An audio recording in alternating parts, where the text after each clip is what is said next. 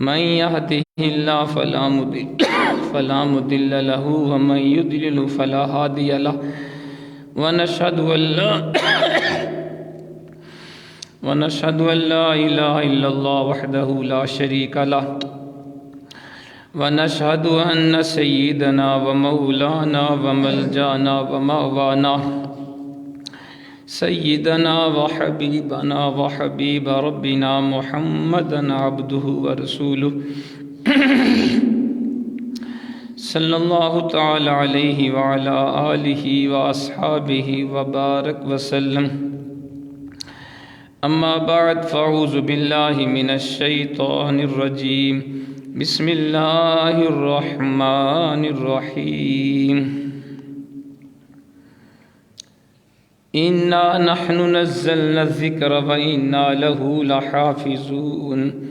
آمنت بالله صدق الله العظيم وصدق رسوله النبي الكريم الأمين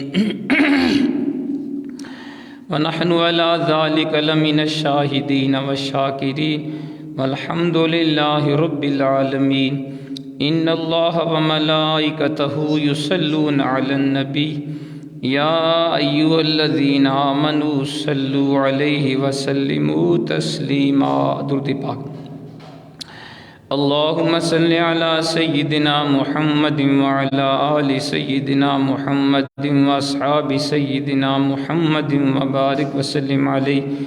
الصلاة والسلام عليك يا سيدي يا رسول الله وعلى آلك وأصحابك يا سيدي يا حبيب الله.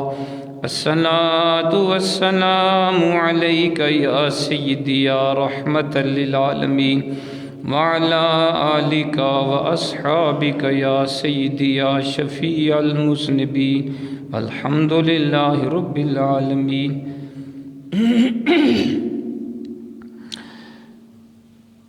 اللہ رب العزت کی حمد و ثنا کے بعد اس کے پیارے حبیب نبی اکرم نور مجسم فخر آدم و بنی آدم سرکار مدینہ رحت قلب و سینہ احمد مجتبی محمد مصطفیٰ صلی اللہ تعالیٰ علیہ وآلہ وسلم کی بارگاہ اقدس میں بے شمار لاتعداد درود و سلام کے بعد واجب الاحترام مسلمان بزرگوں دوستوں بھائیوں السلام علیکم ورحمۃ اللہ وبرکاتہ.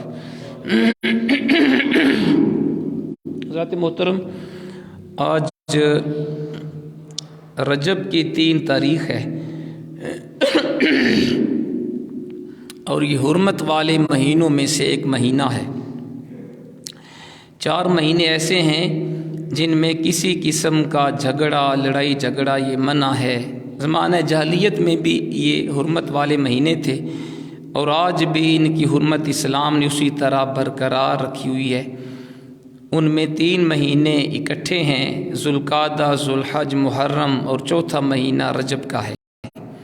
تو یہ مہینہ بڑا خاص ہے، اس میں نیک اعمال کا ثواب بھی زیادہ ملتا ہے اور گناہوں کے اوپر پکڑ بھی زیادہ ہوتی ہے. اس لیے یہ ہمیں چاہیے کہ یہ مہینہ اللہ کی یاد اس کے ذکر میں گزاریں. اللہ کے پیارے حبیب علیہ الصلاۃ والسلام اس مہینے میں یہ دعا فرمایا کرتے تھے، اللہم بارک لنا فی رجب و شعبان وبلغنا رمضان و کما قال. اللہ ہمارے لیے یہ رجب کے اندر بھی شعبان کے اندر بھی برکت ڈال دے اور ہمیں ماہ رمضان تک پہنچا دے. ایک اور حضور کا فرمان کہ رجب اللہ کا مہینہ ہے، شعبان میرا مہینہ ہے اور رمضان میری امت کا مہینہ ہے.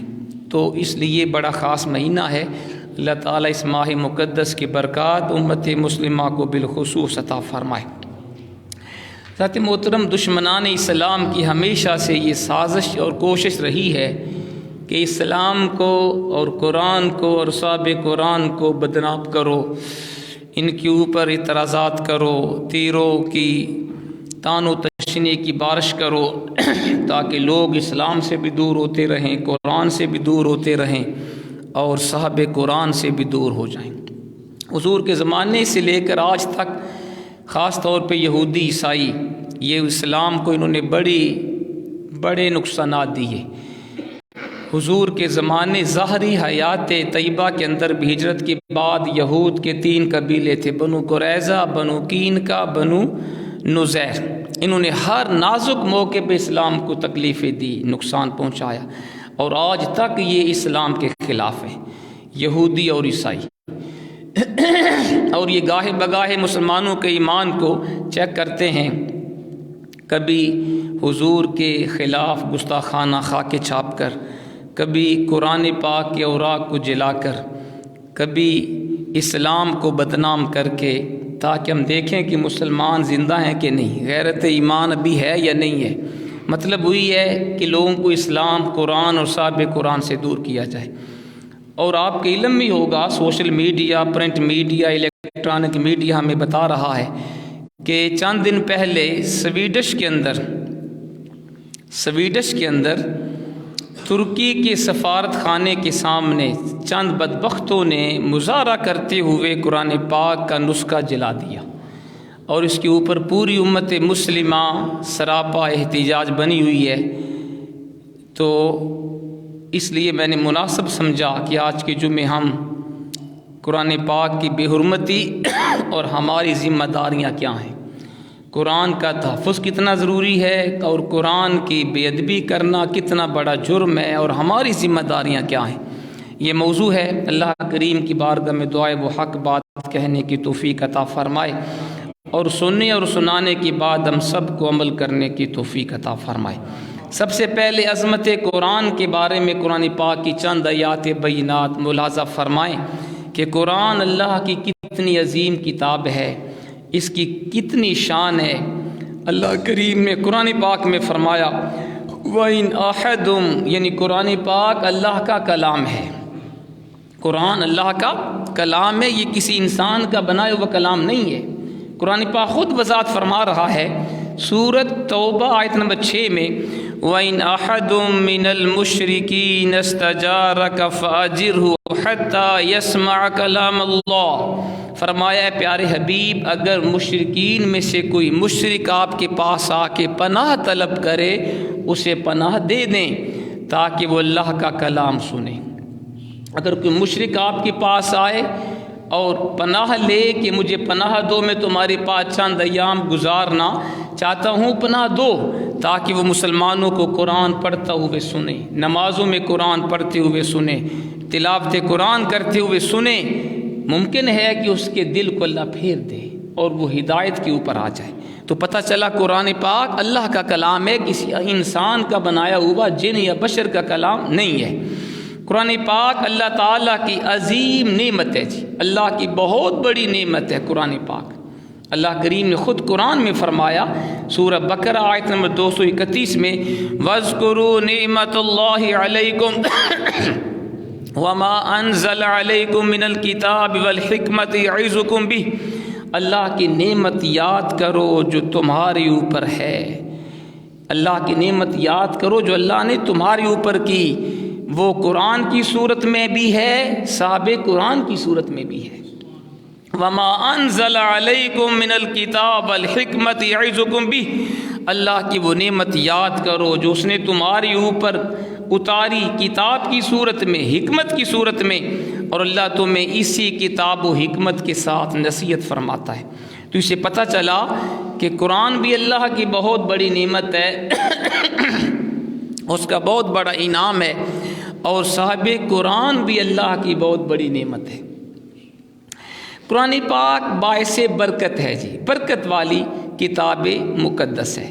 اللہ کریم نے قرآن میں فرمایا وَهَذَا كِتَابٌ أَنزَلْنَاهُ مُبَارَكٌ فَاتَّبِعُوهُ وَاتَّقُوا لَعَلَّكُمْ تُرْحَمُونَ، سورۃ الانعام آیت نمبر 155۔ فرمایا یہ کتاب یعنی قرآن پاک ہم نے اے حبیب آپ کی طرف نازل کی، اور اس کی شان کیا ہے؟ مبارک، یہ قرآن بڑی برکت والا ہے۔ فَاتَّبِعُوهُ، مسلمانوں اس کی پیروی کرو، قرآن پاک کی پیروی کرو۔ وَاتَّقُوا لَعَلَّكُمْ تُرْحَمُونَ، اور اللہ سے ڈرتے رہو، تقوی اختیار کرو تاکہ تمہارے اوپر رحم کیا جائے۔ تو یہ آیت بتا رہی ہے کہ قرآن پاک بڑی ببرکت کتاب ہے۔ قرآن پاک نور ہے، بولے کیا ہے؟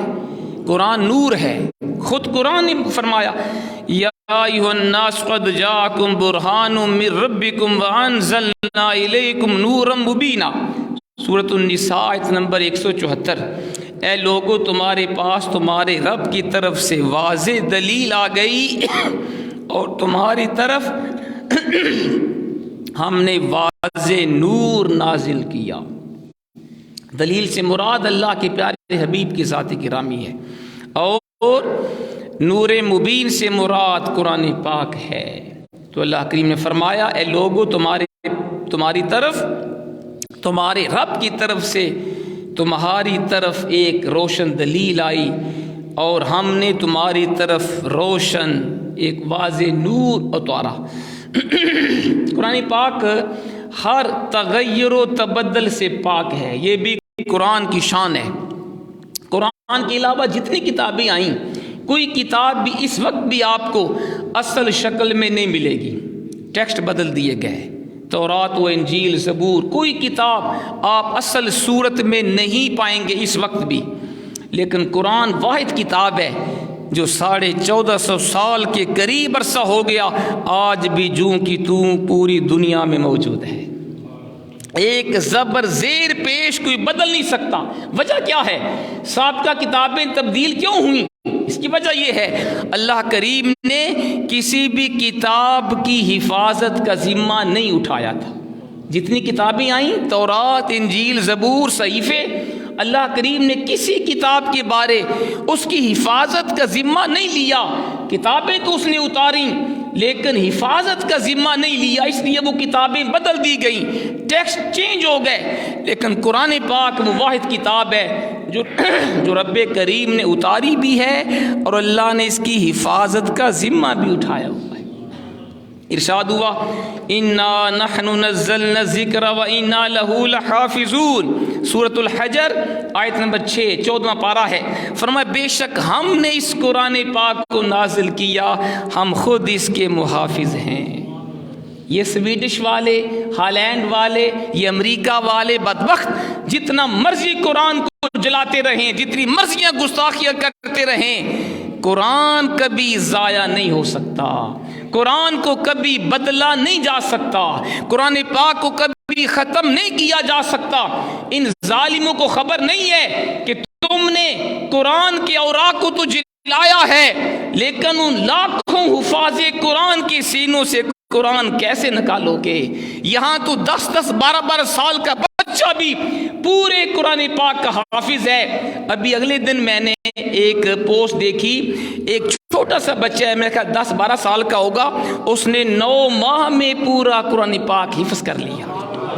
یہ قرآن کی شان ہے، یہ قرآن پاک کا زندہ معجزہ ہے۔ ارے بدبختو، اپنی دنیا آخرت کو تم تباہ و برباد کر رہے ہو، قرآن پاک کی گستاخی کر کے تم قرآن کو ختم نہیں کر سکتے، تم قرآن کو بدل بھی نہیں سکتے، کیونکہ اللہ نے قرآن کی حفاظت کا ذمہ اٹھایا ہوا ہے۔ یہ قرآن صرف ظاہری الفاظ کے اوپر لکھائی کا نام نہیں ہے، یہ تو تم اس کو ظاہری الفاظ کو تم بدل بھی سکتے ہو، جیسے چاہو تم چھاپ سکتے ہو، لیکن لاکھوں حفاظ قرآن کی سینوں سے قرآن ختم نہیں کر سکتے۔ تو اللہ کریم نے فرمایا بے شک ہم نے قرآن پاک اتارا، ہم خود اس کے محافظ ہیں۔ اور قرآن کی ایک اور شان یہ ہے کہ قرآن ہر قسم کے باطل سے دور ہے، کوئی باطل شے، کوئی غلط چیز قرآن میں داخل نہیں ہو سکتی۔ خود قرآن میں ہے لا یاتیہ الباطل من بین یدیہ ولا من خلفہ تنزیل من حکیم حمید۔ فرمایا یہ قرآن، اس میں کوئی باطل شے اس کی آگے پیچھے دائیں بائیں سے داخل نہیں ہو سکتی، کیونکہ یہ حکیم اور دانا رب کی طرف سے نازل کیا ہوا ہے۔ قرآن پاک ساری دنیا کے لوگ بھی اگر مل جائیں، مل کر بھی کوشش کریں، قرآن کی مثل کلام پیش نہیں کر سکتے۔ خود قرآن نے دعویٰ کیا قُلْ لَئِنِ اجْتَمَعَتِ الْإِنسُ وَالْجِنُّ عَلَىٰ أَن يَأْتُوا بِمِثْلِ هَٰذَا الْقُرْآنِ لَا يَأْتُوهُ بِمِثْلِهِ وَلَوْ كَانَ بَعْضُهُمْ لِبَعْضٍ ظَهِيرًا۔ فرمایا حبیب ان کو فرماؤ اگر تمام دنیا کے جن، تمام دنیا کے دانشور انسان جمع ہو جائیں تاکہ قرآن جیسا کلام پیش کریں، فرمایا قرآن جیسا کلام وہ پیش نہیں کر سکتے اگرچہ بعض کے مددگار بھی ہو جائیں۔ ذات محترم قرآن پاک کا زندہ معجزہ یہ ہے، اس کی مثل کوئی پیش نہیں کر سکا، نہ پیش کر سکتا ہے، نہ پیش کر سکے گا، کیونکہ قرآن میں خود اللہ نے فرمایا وَإِن كُنتُمْ فِي رَيْبٍ مِّمَّا نَزَّلْنَا عَلَىٰ عَبْدِنَا فَأْتُوا بِسُورَةٍ مِّن مِّثْلِهِ وَادْعُوا شُهَدَاءَكُم مِّن دُونِ اللَّهِ إِن كُنتُمْ صَادِقِينَ۔ اے کفار مکہ، اے مشرکین مکہ، اگر تمہیں شک ہے اس قرآن حکیم کے اوپر جو میں نے اپنے بندہ خاص محمد مصطفیٰ علیہ السلام کے اوپر اتارا ہے، اللہ کریم نے فرمایا اس کی مثل ایک سورت پیش کر دو، اگر زیادہ نہیں ایک سورت پیش کر دو، اور جتنے تمہارے حمایتی ہیں، مددگار ہیں، دانشور ہیں، خطباء، شعراء، بلغاء، سب کو جمع کر لو۔ اللہ نے فرمایا تم سب مل کر بھی جو عربی دان ہو، تمہارے اندر بڑے بڑے شاعر ہیں، بڑے بڑے خطباء ہیں، بڑے بڑے عربی کے ماہر ہیں، تم سب مل کر بھی قرآن جیسی ایک سورت پیش نہیں کر سکتے۔ آگے خود قرآن کا فَإِن لَّمْ تَفْعَلُوا وَلَن تَفْعَلُوا فَاتَّقُوا النَّارَ الَّتِي وَقُودُهَا النَّاسُ وَالْحِجَارَةُ أُعِدَّتْ لِلْكَافِرِينَ۔ اگر تم قرآن جیسی کوئی صورت پیش نہ کر سکو اور ہرگز پیش نہیں کر سکو گے، یہ قیامت تک کے لیے چیلنج ہے تمام دنیا کے مشرکین کو، تمام یہودیوں کو، تمام عیسائیوں کو، تمام مستشرقین اسلام کو آج بھی چیلنج ہے، تم قیامت تک قرآن جیسا کلام پیش نہیں کر سکتے۔ ذات محترم، اب وہ ان کی بدبختی ہے جو قرآن کی شان میں وہ زبان تان دراز کرتے ہیں، تو قرآن تو وہ اللہ کی کتاب ہے، بے مثل کلام ہے۔ سورت کوثر جب نازل ہوئی، چھوٹی سی قرآن پاک کی سب سے چھوٹی سورت ہے کوثر، جب اتری اہل مکہ کا طریقہ تھا کہ جب ان میں کوئی شاعر اچھا کلام لکھتا، کوئی شاعر اچھے اشعار لکھتا، یا کوئی عربی دان اچھا قصیدہ لکھتا، اسے دیوار کعبہ کے ساتھ لٹکا دیا جاتا، تاکہ لوگ جب خانہ کعبہ میں آئیں تو اس کے اشعار کو پڑھ کے، اس کا عربی قصیدہ پڑھ کے اس کو شاباش دیں، اور جب تک اسے اچھا کلام لکھا نہ جاتا وہ قصیدہ، وہ اشعار دیوار کعبہ کے ساتھ لٹکے رہتے، لوگ اس کو دیکھتے اور اس شاعر کو، لکھنے والے کو وہ داد دیتے۔ جب قرآن پاک کی سورت کوثر سب سے چھوٹی سورت نازل ہوئی تو اللہ کے حبیب نے فرمایا جاؤ صحابہ اس سورت کو جا کے خانے کعبہ شریف کے دروازے کے اوپر لٹکا دو، تاکہ سب کو پتہ چلے کہ انسان کا بنایا ہوا کلام اور رب کریم کا نازل کردہ کلام، اس میں کتنا فرق ہے۔ تو ایک صحابی گئے، سورہ کوثر کو خانہ کعبہ شریف کے دروازے کے اوپر لٹکا دیا۔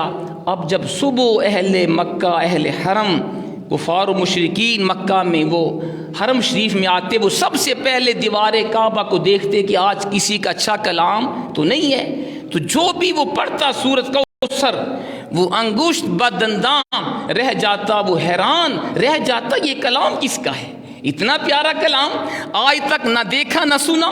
تو جو بھی عربی دان آتا، جو بھی عربی کا ماہر آتا، جب سورہ کوثر کو دیکھتا وہ حیران رہ جاتا۔ جو ان کا چوٹی کا شاعر تھا، جو سب سے بڑا عربی دان تھا، وہ اس سورت کے نیچے لکھنے پر مجبور ہوا، اس نے لکھا ما ھذا کلام البشر، قسم بخدا یہ انسان کا کلام نہیں ہے، کیونکہ انسان ایسا کلام بنا نہیں سکتا۔ ساتھ محترم، یہ قرآن کا زندہ معجزہ ہے کہ آج بھی قرآن جیسا کوئی کلام پیش نہیں کر سکتا۔ ذات محترم، قرآن پاک دلوں کی بہار ہے۔ وہ شخص جو قرآن سے ناواقف ہے اور قرآن کو نہیں پڑھنا جانتا، وہ سن لے حضور کا فرمان، وہ ویران گھر کی طرح ہے۔ حضور کا فرمان علی شان ہے۔ حضرت عبداللہ بن عباس اس حدیث پاک کو روایت کرتے ہیں، نبی پاک علیہ السلام نے فرمایا ان الرجل الذی لیس فی جوفہ شیء من القرآن کالبیت الخرب۔ امام دارمی نے سنن کے اندر اس حدیث کو روایت کیا، حضور نے فرمایا جس کے سینے میں کچھ قرآن نہیں وہ ویران گھر کی طرح ہے۔ استغفر اللہ۔ سنیں ذرا، جس کے سینے میں کچھ بھی قرآن نہیں وہ ویران گھر کی طرح ہے۔ کیا مطلب اس کا؟ جو بندہ قرآن پڑھنا نہیں جانتا اور سب کچھ جانتا ہے، بے شک وہ MBBS کر لے، MPhil کر لے، PhD کر لے، بہت بڑا تاجر ہو، بہت بڑا بزنس مین ہو، بہت بڑا وزیر ہو، بہت بڑا مالدار ہو، جس کے سینے میں قرآن کا علم نہیں ہے وہ ویران گھر کی طرح ہے۔ جیسے ویران گھر کی کوئی قدر و قیمت نہیں ہوتی، وہاں پہ شیطان اپنا ڈیرا جما لیتے ہیں۔ تو حضور نے فرمایا جس کے سینے میں کچھ بھی قرآن نہیں وہ ویران گھر کی طرح ہے۔ تو جس کے سینے میں قرآن ہے اس کا سینہ اللہ کے انوار سے منور ہے، اللہ کے نور کی جلوہ گاہ ہے۔ ذات محترم، قرآن پاک تمام قسم کی بیماریوں کی شفا ہے۔ اللہ کریم نے خود قرآن میں فرمایا یا ایھا الناس قد جاءتکم موعظۃ من ربکم وشفاء لما فی الصدور وہدی ورحمۃ للمؤمنین۔ سورہ یونس آیت نمبر 57 ہے۔ اے لوگو، تمہارے پاس تمہارے رب کی طرف سے بہترین نصیحت آئی اور ایسی کتاب آئی جس میں تمہاری سینوں کی بیماریوں کی شفا ہے۔ قرآن پاک ایسی کتاب ہے جس میں تمہارے سینوں کی بیماریوں کی شفا ہے اور سراپا ہدایت ہے، مومنوں کے لیے رحمت کا باعث ہے۔ تو قرآن میں ہر بیماری کی شفا ہے۔ میرے آقا نے فرمایا سورہ فاتحہ جو قرآن پاک کی پہلی سورت ہے اس میں ہر بیماری کی شفا ہے۔ یہ مہینہ حضرت خواجہ غریب نواز خواجہ معین الدین چشتی اجمیری رحمۃ اللہ علیہ کے عرس پاک کا مہینہ بھی ہے۔ آج اس مہینے کی 3 تاریخ ہے اور 6 رجب کو حضور خواجہ غریب نواز معین الدین چشتی اجمیری رحمۃ اللہ علیہ کا عرس پاک بھی ہوتا ہے۔ تو آئیے برکت کے لیے آپ کا بھی تھوڑا سا ذکر پاک ہو جائے کہ حضرت حضور غریب نواز نے آپ کی کتاب ہے دلیل العارفین، بڑی پیاری بک ہے، ملفوظات ہیں اس میں آپ کے، اس کے اندر یہ روایت ہے کہ ایک بزرگ تھے، وہ اپنے گھر میں بیٹھے ہوئے تھے اپنی نشست کے اوپر، قرآن پاک ان کے سامنے کھلا ہوا تھا۔ ایک بندہ آیا نبینا، اس نے کہا حضور سورہ فاتحہ پڑھ کے مجھے دم فرما دیں، مجھے امید ہے اللہ میری آنکھوں کی بینائی واپس فرما دے گا۔ کتنا یقین تھا اس بندے کا۔ تو اس اللہ کے ولی نے، اللہ کے بندے نے کیا کیا، قبلہ شریف کی طرف منہ کیا، سورہ فاتحہ پڑھ کے اس کو دم کیا، اور قرآن پاک جو ان کے سامنے تھا قرآن پاک اس نبینا کی آنکھوں کے ساتھ لگا دیا۔ قرآن پاک آنکھوں سے لگانے کی برکت سے، اس اللہ کے ولی کے سورہ فاتحہ پڑھ کے دم کرنے کی برکت سے اللہ کریم نے اس کی آنکھوں کی بینائی واپس فرما دی، آنکھوں کا نور واپس آ گیا۔ یہ بات ہے عمل کی، یقین کی۔ اس بندے کا بھی یقین تھا کہ میرے آقا نے فرمایا سورہ فاتحہ میں ہر بیماری کی شفا ہے، یہ اللہ کا ولی ہے، نیک بندہ ہے، جب سورہ فاتحہ پڑھ کے مجھے دم کرے گا اللہ میری بے نور آنکھوں کو روشنی عطا فرما دے گا۔ اور اس اللہ کے ولی کا بھی یقین کامل تھا، میرے آقا کا فرمان صحیح ہے، سورہ فاتحہ پڑھ کے دم کیا، اور قرآن جس کے بارے اللہ نے فرمایا اس میں ہر قسم کی بیماری کی شفا ہے، وہ قرآن پاک اس نبینا آدمی کی آنکھوں کے ساتھ لگایا، اللہ کے فضل و کرم سے آنکھوں کی بینائی واپس آ گئی۔ یہ مطلب ہے اس کا۔ اللہ نے فرمایا ہم نے ایسی کتاب تمہاری طرف اتاری جس میں تمہاری سینوں کی تمام بیماریوں کی شفا ہے، ہدایت والی ہے، رحمت ہے۔ ذات محترم، قرآن پاک گمراہی سے بچاتا ہے۔ جو قوم، جو امت قرآنی احکام کے اوپر عمل کرے وہ کبھی گمراہ نہیں ہو سکتی، یہ حضور نے گارنٹی دی ہے۔ حدیث پاک میں آتا ہے حضرت زید بن ارقم رضی اللہ تعالیٰ عنہ حدیث پاک کو روایت فرماتے ہیں کہ اللہ کے پیارے حبیب علیہ الصلوۃ والسلام نے غدیر خم کے موقع پہ ارشاد فرمایا، یہ خم تالاب کا نام ہے، مکہ مکرمہ مدینہ پاک کے درمیان یہ جگہ ہے۔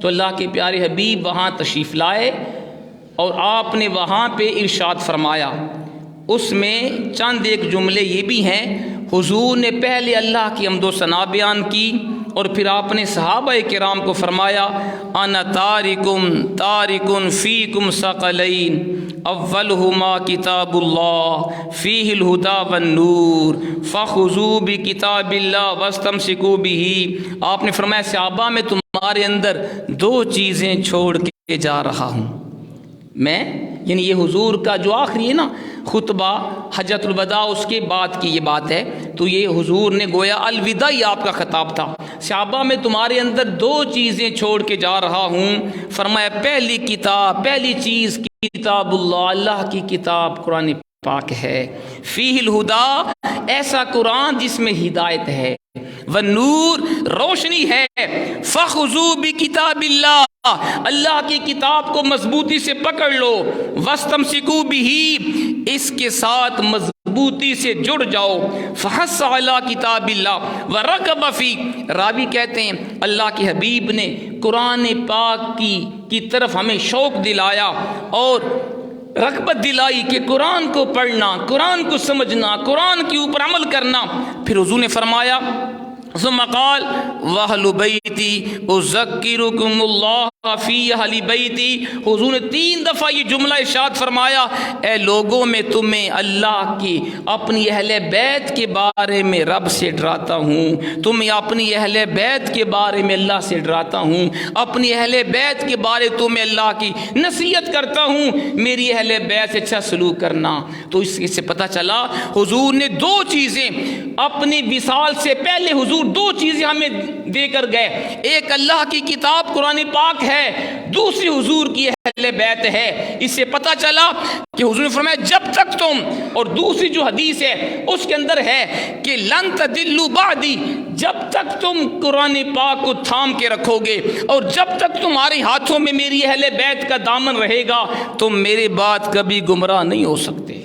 یہ حضور نے گارنٹی دی ہے، جب تک تم قرآن پڑھتے رہو گے، قرآن پاک کے اوپر عمل کرتے رہو گے اور میری اہل بیت کا دامن رحمت تھام کے رکھو گے، ان کا ادب و احترام کرو گے، تم کبھی گمراہ نہیں ہو سکتے۔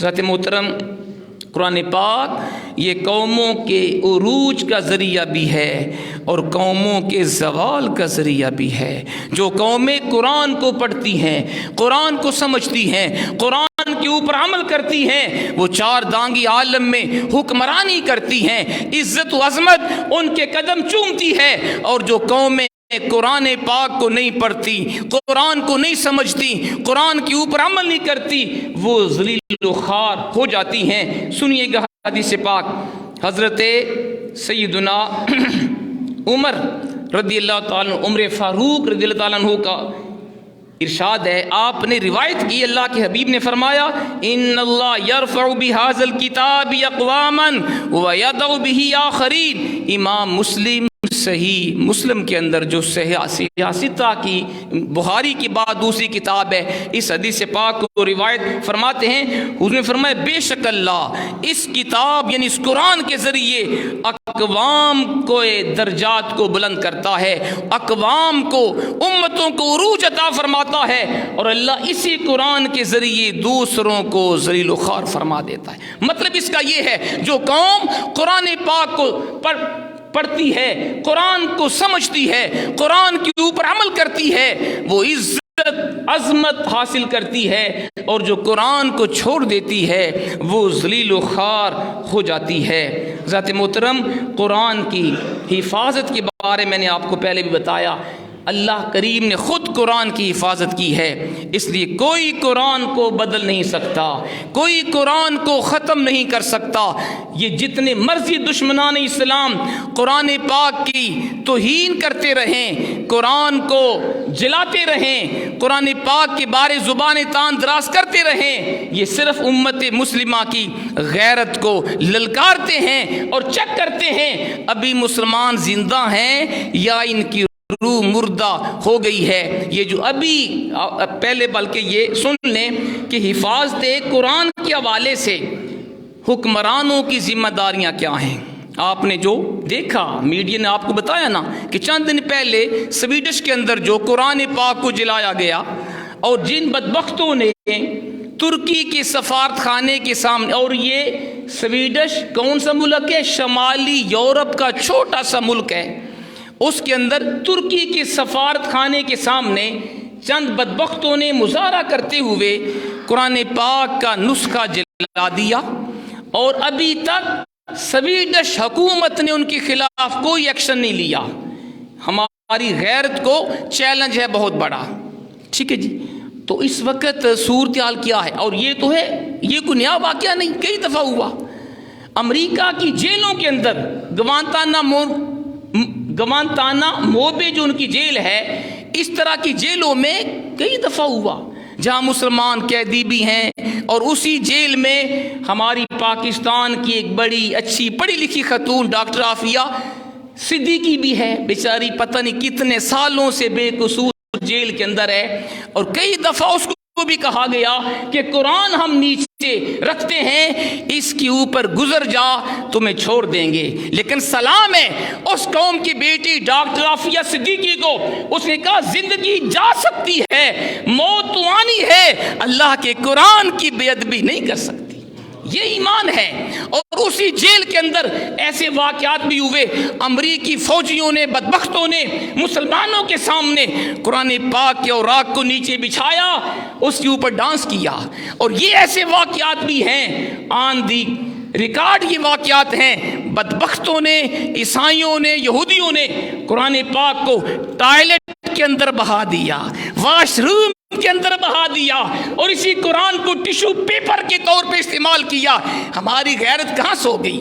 57 اسلامی ملک ہیں، کوئی ان میں محمد بن قاسم جیسا غیرت مند حکمران نہیں ہے، کوئی ان میں صلاح الدین ایوبی جیسا غیرت مند مسلمان نہیں ہے، کوئی ان میں سلطان محمود غزنوی جیسا ہندوؤں کو للکارنے والا مسلمان نہیں ہے۔ سب مسلمان خواب خرگوش کے مزے لے رہے ہیں اور تماشا دیکھ رہے ہیں۔ ذات محترم 57 اسلامی ملک ہیں، جس میں پاکستان واحد ایٹمی اسلامی قوت ہے۔ سب سے زیادہ ذمہ داری پاکستان کی تھی نا، یہ بولتا، لیکن کسی نے بھی زوردار آواز نہیں اٹھائی۔ لیکن پھر بھی ہم سلام پیش کرتے ہیں ترکی کے صدر کو، طیب اردوان کو۔ اس نے غیرت کا مظاہرہ کیا، اور جب یہ واقعہ ہوا اس کا فوراً بیان آیا میڈیا کے اوپر۔ اس نے کہا یہ سویڈش نے بہت بڑی توہین کی ہے، ہماری قرآن کی توہین ہوئی ہے، لہٰذا ہم اس کی پرزور مذمت کرتے ہیں۔ نیٹو کے اندر جو اس کو شامل کیا جانا تھا، اور یورپ چاہتا ہے کہ اس کو بھی نیٹو کا حصہ بنائے، طیب اردوان نے کہا ہم اس کی مخالفت کرتے ہیں، ہم اس کو سپورٹ نہیں کریں گے۔ چلے کچھ نہ کچھ تو اس نے آواز بلند کی نا، اور کسی کو اتنی بھی غیرت نہیں ہوئی، بس ہلکا سا بیان آیا ہم اس کی مذمت کرتے ہیں۔ ذات محترم 57 اسلامی ملکوں کے حکمرانوں کی سب سے بھاری ذمہ داری یہ ہے، سب سے بڑی ذمہ داری یہ ہے، آپس میں اتفاق و اتحاد کریں۔ جب تک 57 اسلامی ملک آپس میں متحد نہیں ہوں گے، یہ واقعات ہوتے رہیں گے، اسلام کے خلاف، قرآن کے خلاف، ہمارے پیارے آقا کے خلاف۔ وہ دشمنان اسلام اس طرح کی سازشیں کرتے رہیں گے۔ تو سب سے بڑی ذمہ داری ہے تمام اسلامی حکمرانوں پر اتفاق و اتحاد کریں۔ اس کے بعد دوسری ذمہ داری یہ ہے، OIC کا اجلاس بلائیں فوراً، اور تمام 57 اسلامی ملک جو ان کی نمائندہ تنظیم ہے، اس کے پلیٹ فارم سے متفقہ بیان جاری کیا جائے کہ جناب تم نے قرآن کی توہین کی، تم نے اس سے پہلے ہمارے پیارے آقا کی کئی دفعہ توہین کی، لیکن اب یہ معاملہ بہت سخت ہے، ہم اس کو برداشت نہیں کر سکتے، فی الفور ان قرآن کو جلانے والوں کو سزا دی جائے، ورنہ ہمارے حوالے کرو، ہم اسلامی قانون کے مطابق ان کو سزا موت دیں گے۔ سرتن سے سرتن سے جدا، سرتن سے جدا، سرتن سے جدا، سرتن سے جدا۔ یہ سب سے بھاری ذمہ داری ہے حکمرانوں کی۔ ایک اور ذمہ داری ان کی یہ ہے کہ وہ فی الفور سویڈش سے سفارتی تعلقات ختم کریں۔ اگر آپ لوگ اس سے رضامند ہیں تو آپ میری تائید کریں گے، میں آپ کے سامنے قرارداد پیش کر رہا ہوں۔ حکمرانوں کی دوسری ذمہ داری ہے سویڈش سے تمام قسم کے سفارتی تعلقات بھی اور معاشی تعلقات بھی ختم کریں۔ کیوں جناب؟ ذمہ داری ہے. یقین کریں اگر صرف 57 اسلامی ملک سفارتی تعلقات معاشی تعلقات ختم کر لیں, اس کی ایسی تیسی وہ شام سے پہلے 1 گھنٹے کے اندر اندر وہ پوری امت مسلمہ سے وہ سویڈش حکومت معافی نہ مانگے. لیکن غیرت کہاں سے آئے؟ یہ تو سب سو رہے ہیں. غیرت کا جنازہ نکلا ہوا, ہر کوئی اپنے ذاتی مفادات کو دیکھ رہا ہے. ذات محترم وہ حاکم کہاں چلے گئے؟ غیرت مند تھے وہ حاکم. یہ جو تھا محمد بن قاسم کا چچا تھا, اس کا نام کیا ہے جی؟ حجاج بن یوسف. حجاج بن یوسف اگرچہ اس کے بارے میں ہے کہ اس نے بڑے ظلم بھی کیے, لیکن جب راجہ دہر نے ہمارے اس دیبل جو سندھ کا ساحل تھا اس کے اوپر مسلمان خواتین کے اوپر جب راجہ دہر نے ظلم کیے تو حجاج بن یوسف نے اپنے بھتیجے محمد بن قاسم کو بھیجا تھا جس کی عمر 17 سال تھی, اور کہا جا کے مسلمان خواتین کی مدد کرو. وہ آیا, یہاں پہ سندھ میں آیا, اور راجہ دھار کی فوج کو اس نے شکست دی اور مسلمان مظلوم خواتین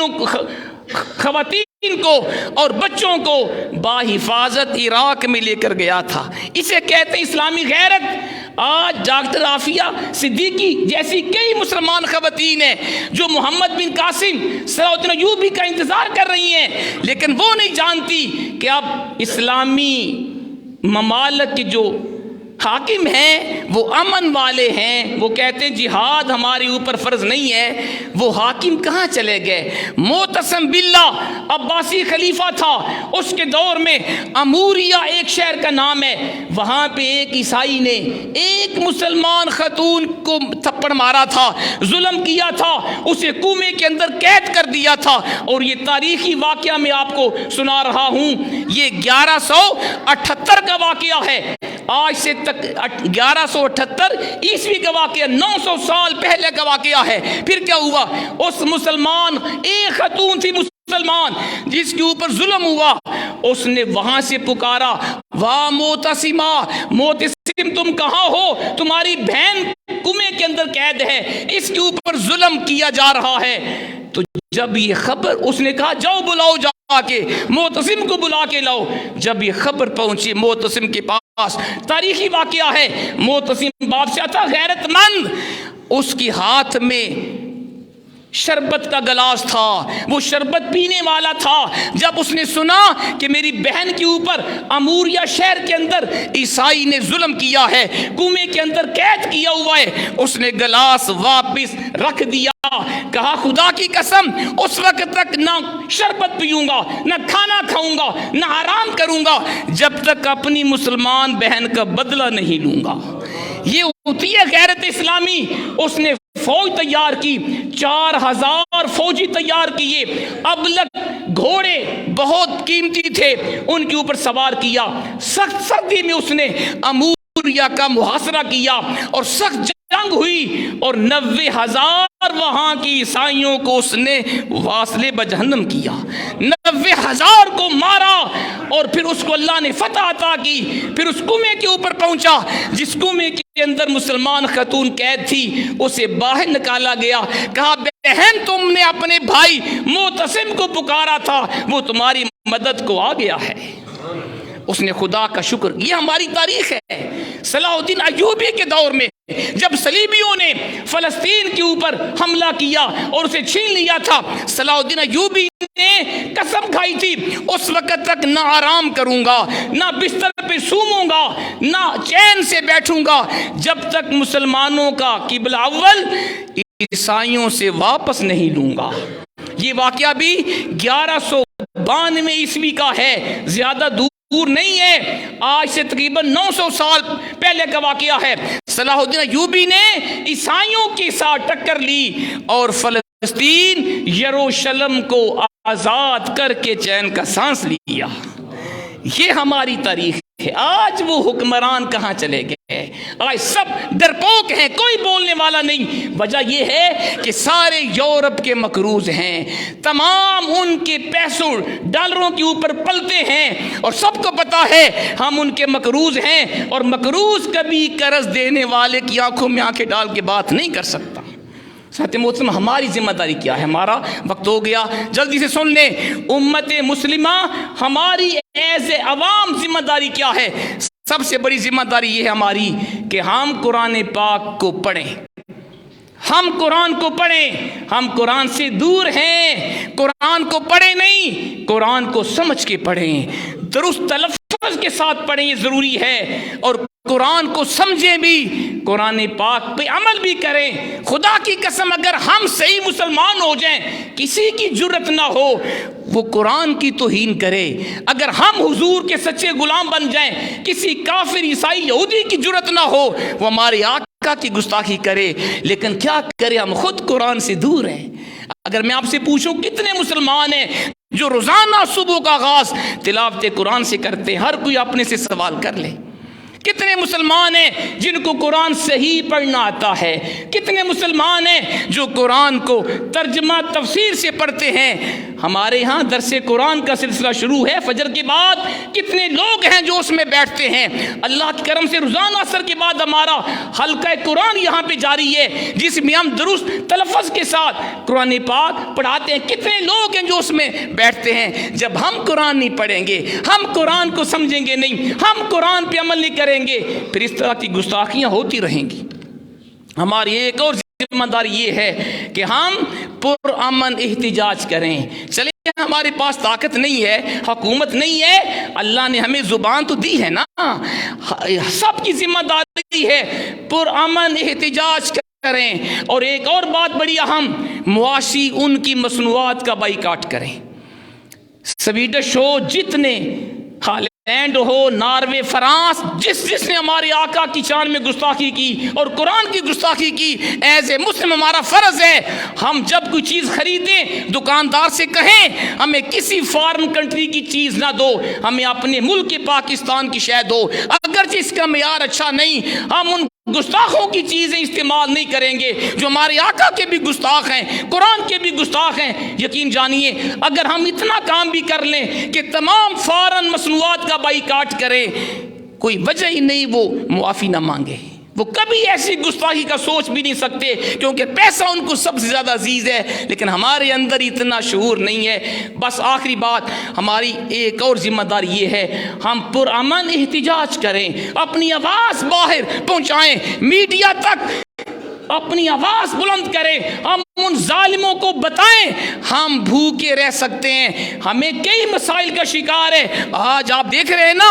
کہ آج عوام کو کئی قسم کے مشکلات کا شکار ہے، بے روزگاری عام ہے، قتل و غارت عام ہے، مہنگائی عروج پر ہے، بیسک نیڈز بھی ہمیں مہیا نہیں ہے، ہمیں سب تکالیف برداشت ہے، لیکن قرآن کی بے ادبی ہمیں گوارا نہیں ہے، حضور کی شان میں کسی کا بکواس کرنا ہمیں گوارا نہیں ہے۔ ایسے مسلم ہماری ذمہ داری ہے ہم پرامن باہر نکلیں، احتجاج کریں تاکہ دنیا تک پیغام جائے کہ مسلمان تمام قسم کی مشکلات برداشت کر سکتا ہے، نہ قرآن کی توہین برداشت کر سکتا ہے، نہ اپنے آقا کی شان میں توہین برداشت کر سکتا ہے۔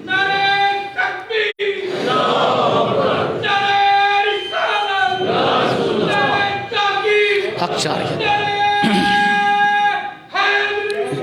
میری تمام حضرات سے گزارش ہے جمعے کے بعد تحریک لبیک پاکستان اور دیگر تنظیمات کی طرف سے احتجاجی ریلیوں کا اہتمام ہے۔ ہماری ریلی انشاءاللہ تحریک لبیک پاکستان کی ریلی جمعے کے بعد لیاقت باغ سے شروع ہوگی، فیض آباد تک جائے گی۔ سب کا فرض ہے، بے شک آپ کا سیاسی بیک گراؤنڈ کوئی بھی ہو، کسی سیاسی پارٹی کے آپ ہیں، لیکن قرآن سب کا ہے، حضور سب کے ہیں۔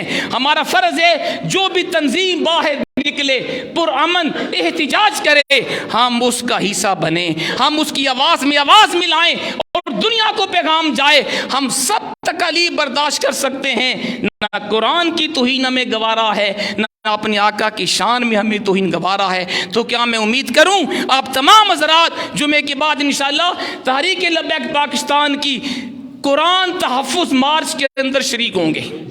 اللہ کی رضا کے لیے ہم نے جانا ہے. سیاسی تعلق کوئی بھی ہو، یہ کسی کا ذاتی مسئلہ نہیں، ہم سب کا مسئلہ ہے. اللہ کریم ہمیں عمل کی توفیق عطا فرمائے.